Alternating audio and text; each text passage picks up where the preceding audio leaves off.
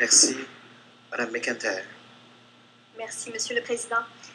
Alors, le 8 mars est l'occasion privilégiée qui nous est offerte pour faire le point sur la condition des femmes ici et ailleurs.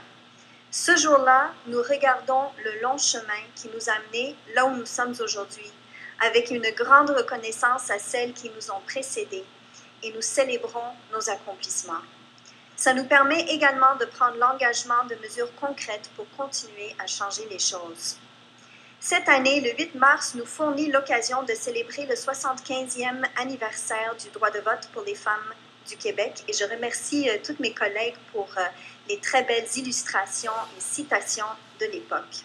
C'est un droit de vote acquis après alors que nous l'avions au fédéral depuis déjà 1918. Un droit de vote acquis après des années de revendications portées par des femmes admirables et je les nomme Marie Gérin-Lajoie, Idola Saint-Jean et Thérèse Casgrain. Rappelons que c'est cette dernière qui avait convaincu le Parti libéral du Québec de prendre un engagement en ce sens. Engagement que le premier ministre Godbout devait honorer malgré l'opposition de l'Église et des forces conservatrices.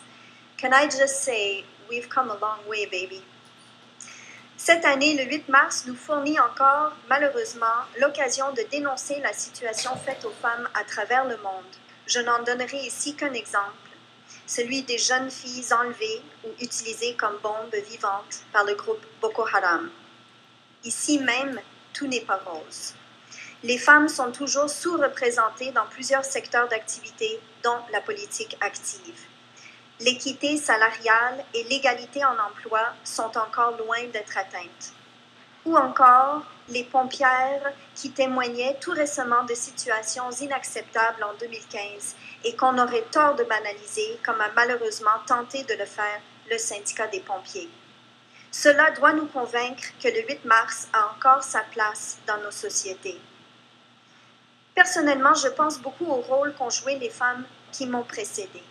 Des femmes comme les suffragettes, des femmes comme celles qui ont bâti ce pays et élevé ses enfants, des femmes de nos familles, des femmes fortes, mais souvent privées de rôles publics ou de forums publics et qui avaient le courage de se battre avec le peu de moyens à leur disposition et contre des pressions sociales pour des droits que nous considérons aujourd'hui comme étant fondamentaux. Je l'ai déjà dit, we've come a long way. Nous pouvons remercier ces femmes pionnières qui seraient fières de voir aujourd'hui de plus en plus de femmes occuper la scène publique, que ce soit en tant que chefs d'entreprise, d'artistes créatrices, d'académiques et politiciennes. Je trouve qu'il est important de fournir à nos filles de bons modèles, d'excellents modèles, et je pense qu'il revient à toutes les femmes de donner le meilleur de nous-mêmes afin de continuer à montrer le chemin à nos filles, leur montrer leur choix et les aider à trouver leur voie. Comme tout à l'heure, nous avons rencontré, ou au moins vu dans les tribunes, la jeune Trisha Ellie, que nous avons saluée du Conseil jeunesse de Montréal. C'est un bel exemple d'engagement et d'implication dans un forum qui, justement, vise la représentation égale. On doit continuer à montrer à nos filles que nous sommes fiers, que nous sommes capables, que nous embrassons notre féminité de façon holistique, car après tout, ce n'est que l'une des options biologiques de base dans la vaste panoplie de ce qu'est l'humanité dans toute sa belle diversité. Des actions soutenues sont encore nécessaires pour garantir dans les faits l'égalité, la liberté et la dignité pour les femmes d'ici et d'ailleurs. Et pour y arriver, nous devons interpeller aussi nos frères, nos pères et nos amis masculins.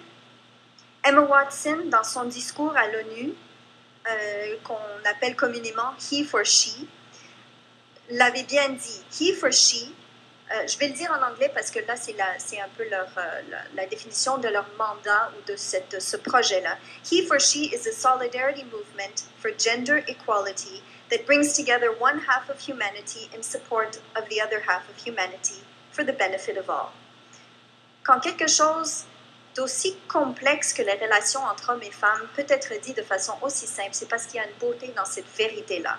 En conclusion, Madame. Merci. J'invite nos confrères à soutenir nos femmes et nos filles, de les épauler, de les soutenir, de les féliciter et de lutter à leur côté. car une société égalitaire, une société juste, une société où chacun et chacune trouve sa place est une société qui bénéficie à tous et à toutes. Merci. Merci.